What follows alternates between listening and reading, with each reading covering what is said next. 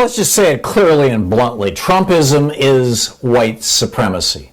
Period, full stop. Check it out, leave your comments, ding the bell, share it with your friends, and subscribe to our channel. Well, happy Tuesday. A really big program today. We have, in the second hour, Julio Rivera is going to drop by, and we're going to have a debate about immigration reform, which should be interesting.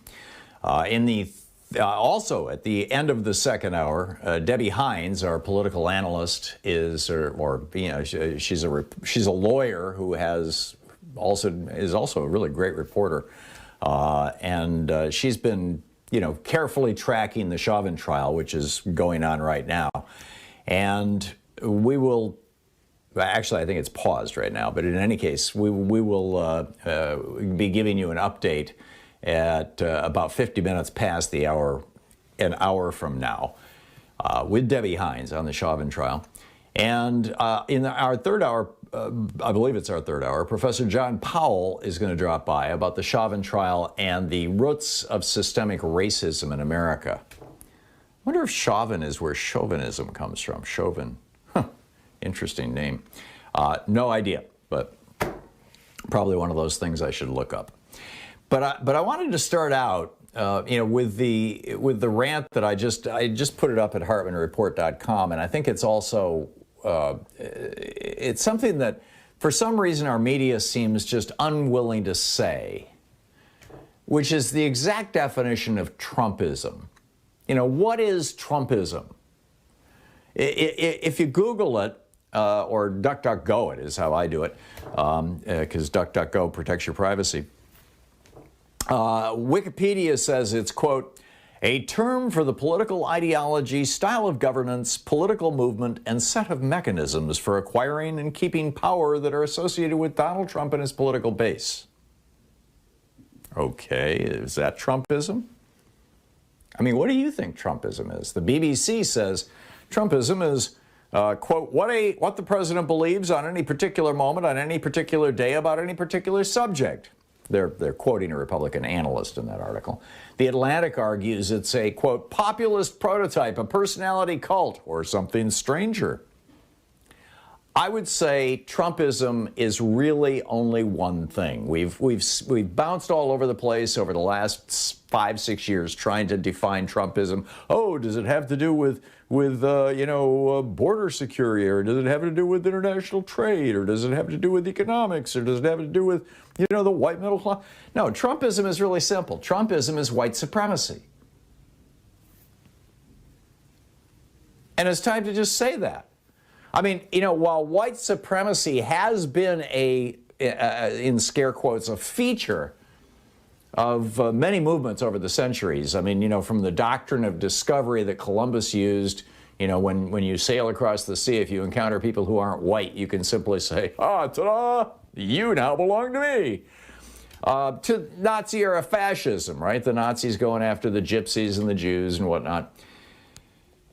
So white supremacy has been incorporated into a lot of movements, and we see it today incorporated into a lot of organizations and movements within the United States. But it's also its own standalone ideology.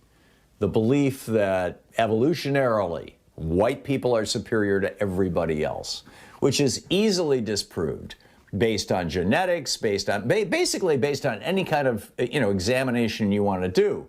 And is, 1924 in the United States was the peak year for scientific racism in this country, the so-called scientific racism. And, basically since the 70s and 80s, this has just been completely ripped apart. There is no science to support that. We're all just people here. The genes that control the color of our hair, or what our faces look like, or the shape of our noses, or the color of our skin have nothing to do with anything else.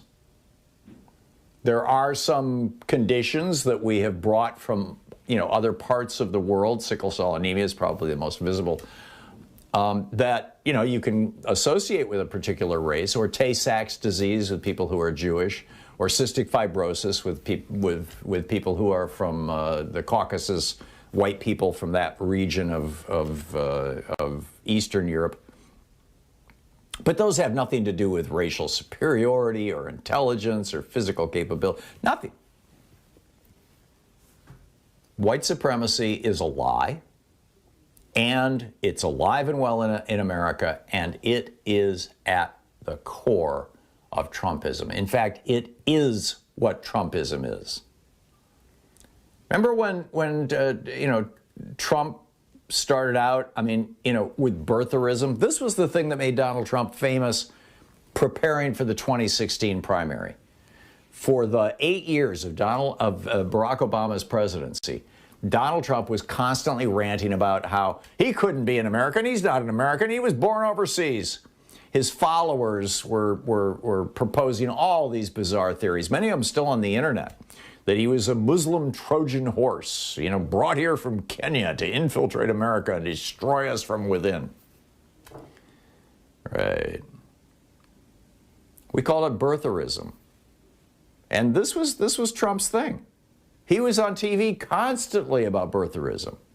Louise and I were in the room with President Obama and with Donald Trump when Obama finally took Trump down and released his long-form birth certificate and just ridiculed Trump in front of 300 people.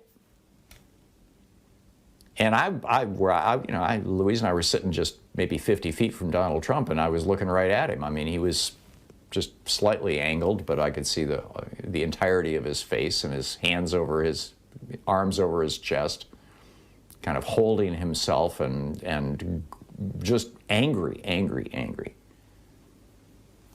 It was bizarre. But this has been Donald Trump's life. He took out a full-page ad in the New York Times calling for the government execution, the death penalty of 5 young black men for raping and murdering a woman in Central Park who was raped and assaulted. I don't recall if she died or not. I believe she was just assaulted. Who was raped and assaulted by another guy. And they got the DNA proof. They presented it to this other guy who was already in jail on similar charges, and he was like, yeah, that was me. And they had to release these 5 young men who had been charged in part because of the hysteria that Donald Trump was whipping up. He was all over the media on this thing. And to this day, he's saying those 5 young black men should have been put to death. He has never walked that back. After all, they must be guilty of something, right? They're black, in his mind. There's literally an entire Wikipedia page devoted to Donald Trump's racist statements. And he learned this at his father's knee. As a young man working in his dad's real estate empire, Donald and his siblings, when they were working there, one of the entry-level jobs, learn the business, was writing the letter C for colored on rental applications from black people so that those people could get that phone call, oh, I'm so sorry, that apartment was just rented. John O'Donnell, who used to be a senior executive in Trump's organization, wrote a book called Trumped. And he's quoted as saying, it's in his book. Trump said, quote, black guys counting my money, I hate it. The only kind of people I want counting my money are short guys who wear yarmulkes every day. And laziness is a trait in blacks, said Trump. In '89, during this whole kerfuffle around affirmative action, and there was a Supreme Court case out of the University of Michigan and all this stuff, Trump said famously, a well-educated black has a tremendous advantage over a well-educated white in terms of the job market. Right. Like Rush Limbaugh, right? I have a little more that I'll share with you after the break, and in fact, one of the really interesting things is the whole replacement theory, the great replacement theory. I'll tell you about that after the break. And the 1965 law that gave the GOP its problem. Stick around.